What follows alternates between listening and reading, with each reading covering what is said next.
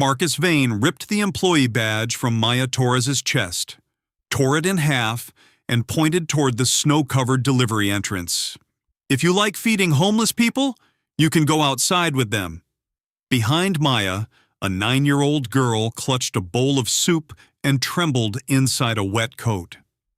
Marcus had no idea that the child was wearing something that could reopen a secret he had buried for 10 years. Maya stood between Sophie and the door. She did not raise her voice or resist violently. "I called 911 Harbor Haven and Child Protection Services. I will not send a 9-year-old child back into the snow until someone officially takes responsibility for her." Only 20 minutes earlier, Maya had been checking the delivery entrance at the end of her shift. She heard something metal fall beside a row of storage containers. When she turned on the light, she found Sophie curled against the wall, her lips blue, her shoes soaked, and both hands wrapped around her knees. Maya did not rush to touch her. She stayed several steps away and lowered her voice. "My name is Maya. I am a chef here. Are you hurt anywhere? Where's the adult who was with you?" Sophie explained that her mother had collapsed near a bus stop and been taken away in an ambulance. During the confusion, Sophie became frightened, left the waiting area, and followed the lights of Sterling House. She did not know which hospital had taken her mother. Maya brought Sophie to a monitored employee rest area, wrapped her in a clean blanket, then asked her name, age, and whether she had any allergies. She called 911 to confirm the emergency, contacted Harbor Haven, and requested a social worker. She did not claim to be Sophie's relative or remove her from the location already reported to authorities. When Sophie's stomach growled, Maya asked once more whether she had any food allergies. Sophie shook her head and admitted that she had not eaten since morning. On the counter sat an untouched tray of chicken vegetable soup. Its temperature had already been checked, but it was listed for disposal at the end of the shift. Maya reviewed the ingredients, poured a small bowl, let it cool to a safe temperature, then sat a comfortable distance from Sophie. "Eat slowly. The social worker is coming." Sophie held the spoon with both hands. After eating half the soup, she broke a piece of bread in two, wrapped one half in a napkin, and set it aside. "I want to save it for Mom when she wakes up." The words brought Maya back to the days when she had pretended to be full, so her younger brother could have dinner. She only moved the cup of warm water closer and asked whether Sophie wanted another blanket. Marcus arrived at that moment. He did not ask whether Sophie was cold or injured. His eyes went directly to the soup, then to the phone in Maya's hand. "Who gave you permission to bring an outsider into the kitchen area and take restaurant food?" Maya turned on the speaker. The Harbor Haven dispatcher was confirming that a social worker named Elise Grant was already on the way. "You can speak with them directly. This is a minor who became separated from her mother during a medical emergency." That was Marcus's first opportunity to stop. Instead, he looked at the phone as though it were more dangerous than a freezing child. "One phone call does not change the fact that you stole." Maya pointed to a disposal sheet bearing Marcus's signature. Beside the batch code were the letters CD. "This food was already marked for disposal. I checked that it was safe before serving it to her." Marcus grabbed the sheet and crushed it in his hand. "You are a chef, not an auditor. You have no authority to question how I manage company property." Inside Maya's pocket was a notebook, recording dates, batch codes, and the amount of good food being discarded. The code CD appeared more and more often, but Marcus always claimed it meant customer disposal. His reaction only increased her suspicion. Luis Mendoza and 2 other employees stood near the storage door. Luis started to step forward, but when Marcus looked directly at him, he immediately backed away. The way he lowered his head showed that this was not the first time employees had been forced into silence. Marcus ripped Maya's employee badge away and tore it in half in front of everyone. "You are fired. Security will remove you and the girl." No security officer moved. Sophie hugged the bowl tightly and flinched when cold wind hissed through the doorway. Maya remained between her and the exit. "You can suspend me, but Sophie will remain in a monitored area until community police officers or a social worker arrives." The argument carried down the hallway, connecting the kitchen to Sterling Hospitality Group's anniversary banquet. Jonathan Reed had just left the stage in a formal suit, with no assistants following him. He stopped when he saw the torn badge and the trembling child. "Marcus, can you wait a few minutes for the social worker?" Jonathan asked. That was Marcus's second opportunity to correct what he had done. He did not recognize the suspicion in the company founder's eyes. Instead, he rushed to defend his story. "Maya invented this situation to steal food. She used a child to force her way in. If we give in once, the entire city will line up outside the kitchen." Jonathan looked at the tray marked for disposal. "Why is one bowl of soup making my manager react this aggressively?" Before Marcus could answer, Sophie curled inward at the sound of his voice. Her wet sleeve slipped down, revealing a silver bracelet shaped like a star. Under the kitchen lights, the clasp sat slightly crooked, with a small scratch running beside the star. Jonathan froze. 10 years earlier, he had commissioned 2 identical bracelets. One was for his late wife. The other was for his daughter, Claire. When Claire was 16, the clasp had bent. Jonathan repaired it himself, but could never make both sides perfectly even. The scratch had also been left by his pliers.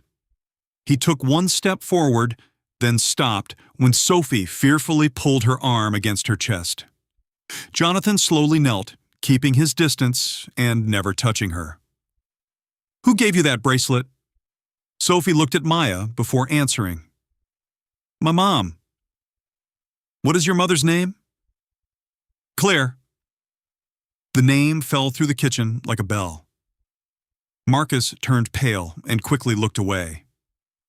Jonathan stared at the bracelet, his voice becoming rough.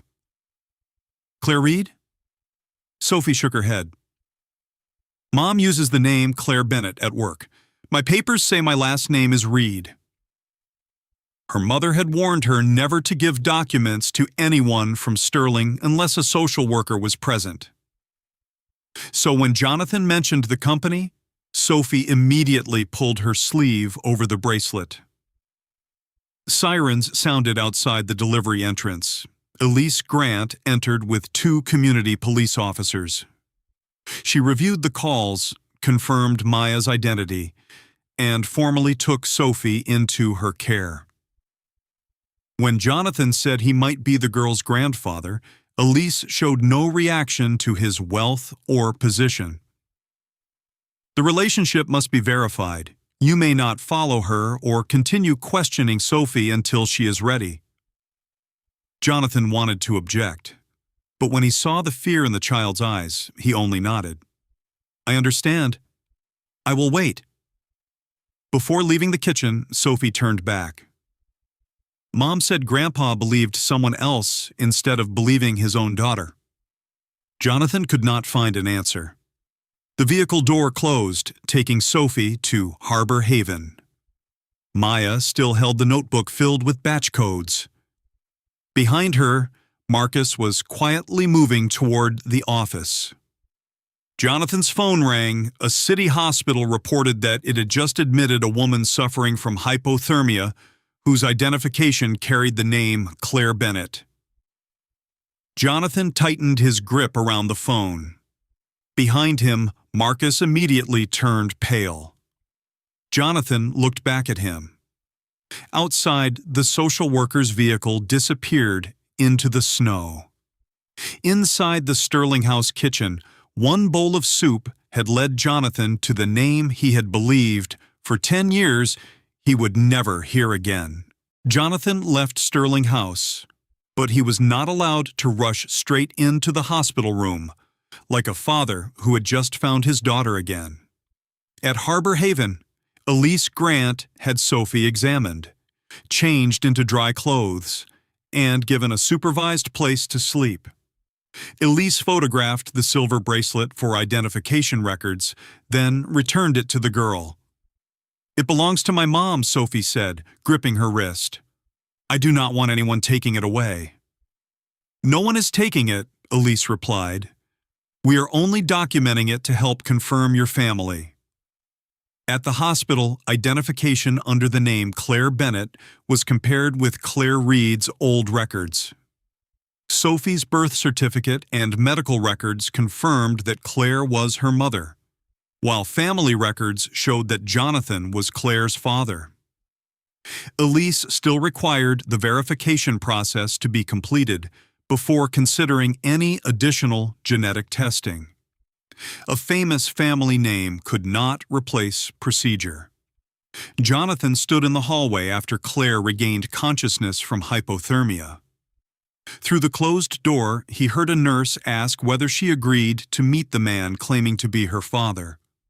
A long silence followed, then Claire's voice came weak but clear. "No, please do not let him in."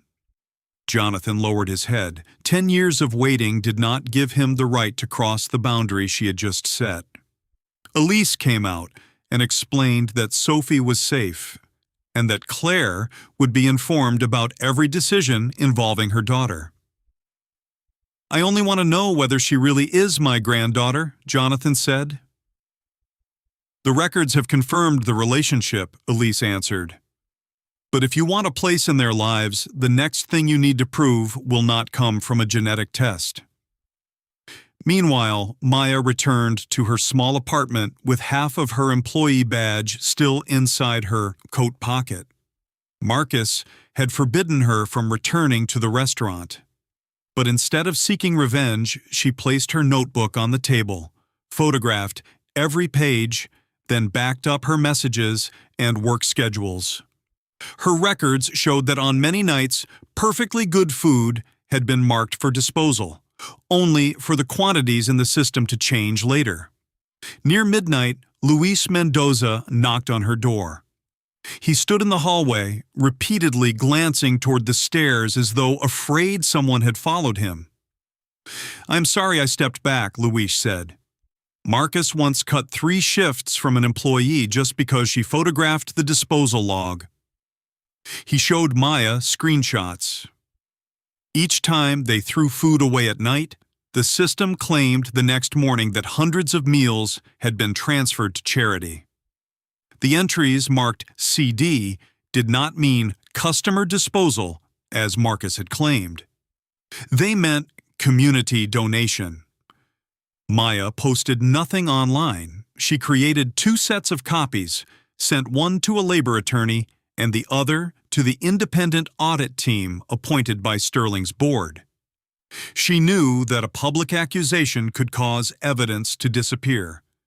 She needed the data preserved properly. The next morning, Marcus submitted a report to the board before the auditors could question him. He described Maya as a disgruntled employee, Sophie as an intruder, and Claire as a former employee who had embezzled company funds. He claimed that he had only been protecting food safety and Sterling's reputation.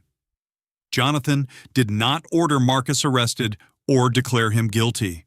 He asked the board to suspend Marcus's position and his ability to alter company data during the investigation. Marcus received the allegations, access to legal counsel and the right to respond. That caution was not mercy. Jonathan refused to repeat another judgment made without sufficient evidence. The case from 10 years earlier was reopened inside Sterling headquarters. In front of Jonathan were money transfers bearing Claire's electronic signature and a report stating that she had resigned immediately after the theft was discovered.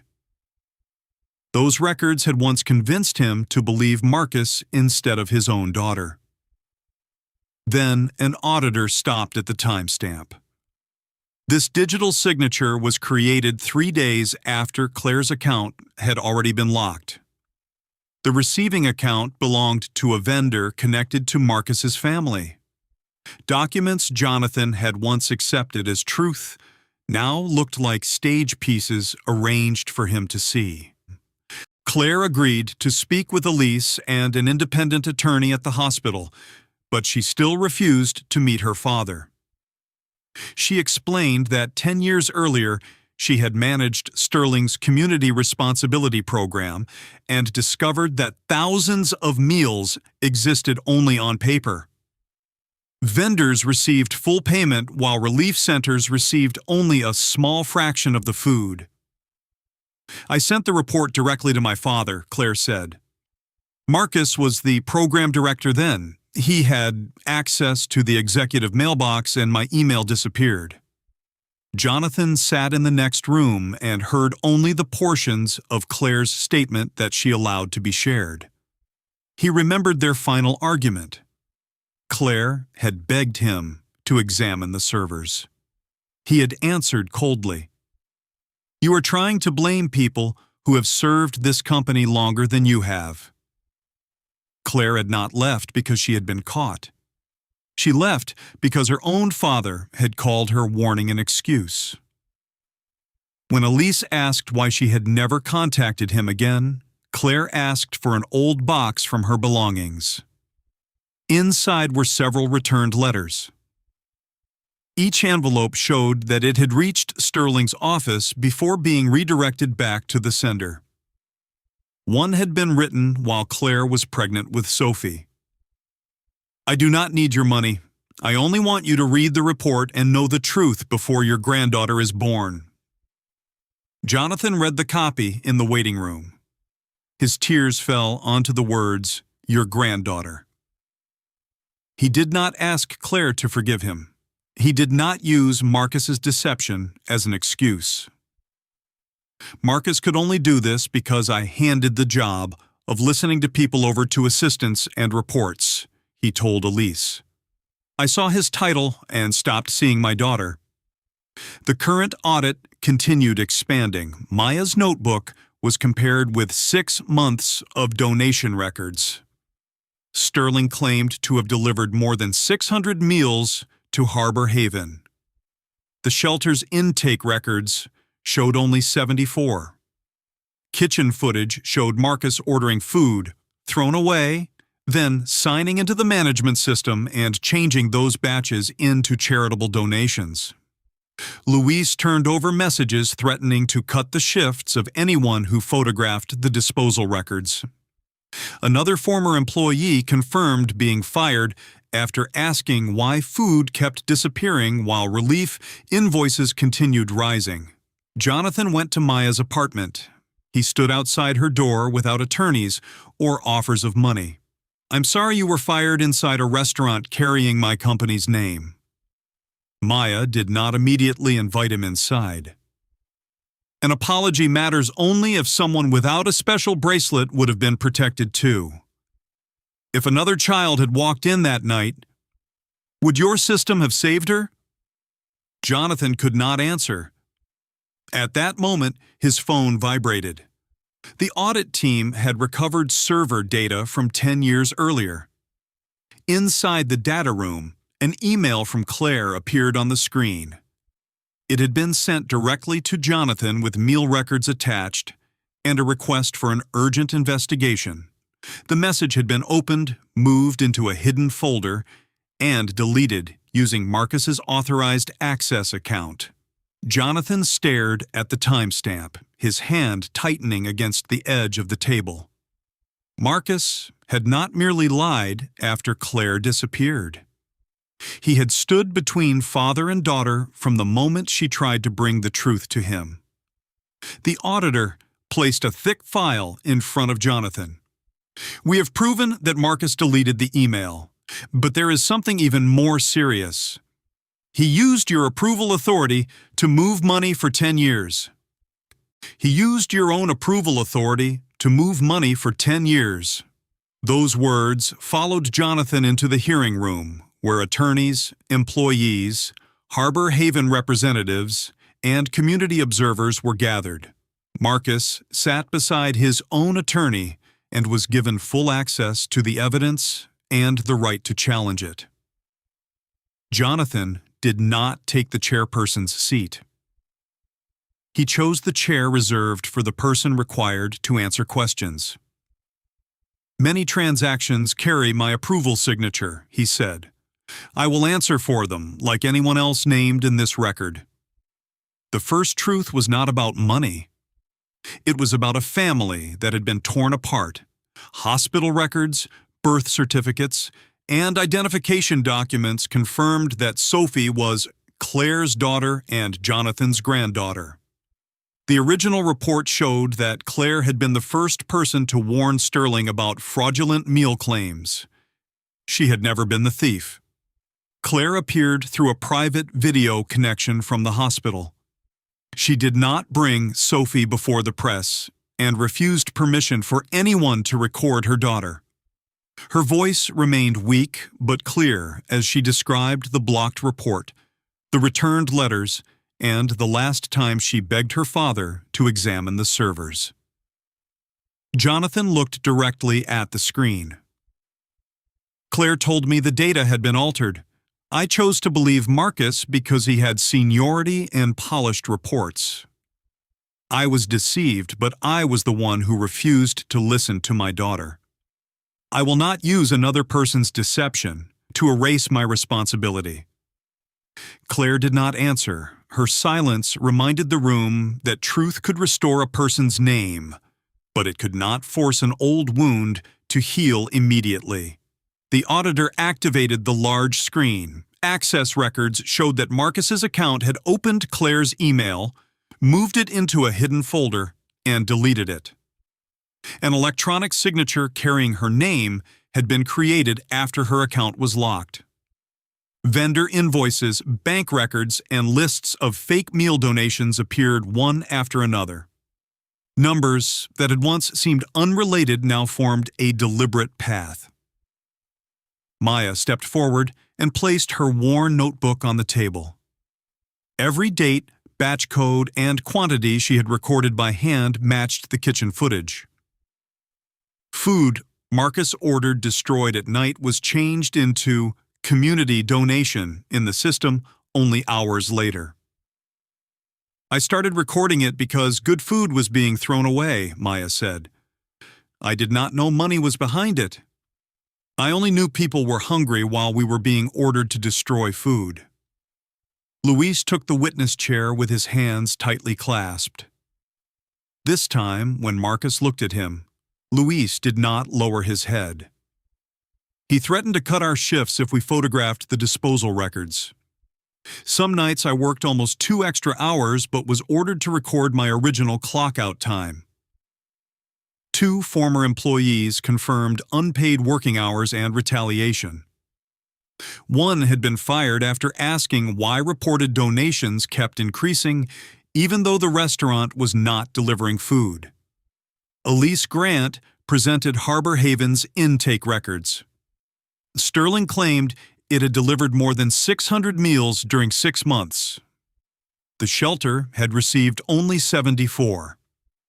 "This is not a harmless accounting error," Elise said. "That difference represents meals that women and children without stable housing never received." Marcus's attorney argued that Maya had violated procedure by bringing Sophie into an employee area and that accounting errors might have been caused by subordinates trying to meet charitable targets. Marcus insisted that he had never ordered anyone to steal money. The board reviewed the footage from the snowy night. Maya had placed Sophie in a monitored area, checked for allergies, called 911 and Harbor Haven, and used only food already marked for disposal. The chairperson concluded that procedures could be reviewed, but the situation had been an emergency, not theft.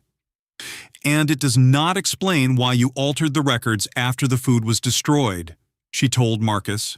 The auditor opened the business ownership records. The vendor receiving payments for 10 years was registered to Marcus's brother-in-law. The money trail showed that part of those payments returned to accounts controlled by Marcus. Jonathan's signatures were genuine, but the documents placed before him had been distorted to hide the person who ultimately benefited. Marcus was asked one final time whether he had any evidence that disproved the server history or financial records. He had none. With nowhere left to retreat, he claimed that everything he had done was meant to keep Sterling's reputation spotless. Maya looked directly at the man who had torn apart her employee badge. A clean image built on discarded food and hungry children is not a reputation. It is only a curtain. After deliberation, the board announced its decision. Marcus was removed from his position and lost all system access. Evidence involving fraud, falsified records, and retaliation was transferred to the proper authorities. Contracts with connected vendors were frozen while recovery proceedings began. Marcus left with his attorney, no longer able to order any employee into silence. Maya's dismissal was overturned. She received a formal apology, all lost wages, and the right to return without signing a confidentiality agreement. Jonathan stood before everyone. I signed reports without verifying who truly benefited from the money. I will temporarily step away from oversight of the relief fund until the governance review is complete. Sterling established real-time food tracking, independent audits, a whistleblower hotline, and formal protection for employees who reported misconduct. The new oversight board included shelter representatives, so the program would no longer depend on the judgment of one powerful person. Maya was invited to apply publicly for the position coordinating the food rescue program. She did not receive the title as a reward. She submitted an application and presented a plan for safe storage and transportation. Because of her kitchen experience and precise record-keeping, she earned the position through her qualifications. Claire recovered, but she did not move back in with her father. She made it clear that Jonathan could not use money to decide where she lived, where Sophie went to school, or what their future should be. If you want to know her, come as a grandfather, not as someone who owns every door. Jonathan agreed to meet Sophie under Elise's guidance, participate in family counseling, keep Claire and Sophie away from publicity, and never appear without notice. At their first meeting at Harbor Haven, he brought no expensive gifts. He placed an old photograph of Claire with her late mother on the table and asked permission to explain the bracelet's history. Sophie still held her wrist close to her chest. "Do you remember what is engraved inside?" she asked. Jonathan did not ask to see it. He slowly recited the words, "Wherever you go, you are loved." Sophie did not hand him the bracelet, but she did not turn away either. Jonathan understood that this was all the trust she was willing to give him that day. Several months later, Sterling House held one of its regular community dinners without promotional cameras. Jonathan wore an apron and served tables under Maya's direction. When Claire and Sophie entered, he set down the soup ladle and waited for Claire to decide what happened next. She remained cautious, but pulled out an empty chair. "You can sit with us." Sophie received a small loaf of bread. This time, she did not hide half of it inside a napkin for her mother. She divided it into 3 pieces, placed one in front of Claire, one in front of Jonathan, and kept the last for herself. Under the warm kitchen lights, the silver bracelet reflected softly from Sophie's wrist. It could not erase 10 lost years, but it reminded them that love had to be proven through presence, listening, and protecting the truth. The bracelet helped Jonathan find his granddaughter, but it was a bowl of soup offered with compassion that finally helped him see the truth his own power had hidden for 10 years.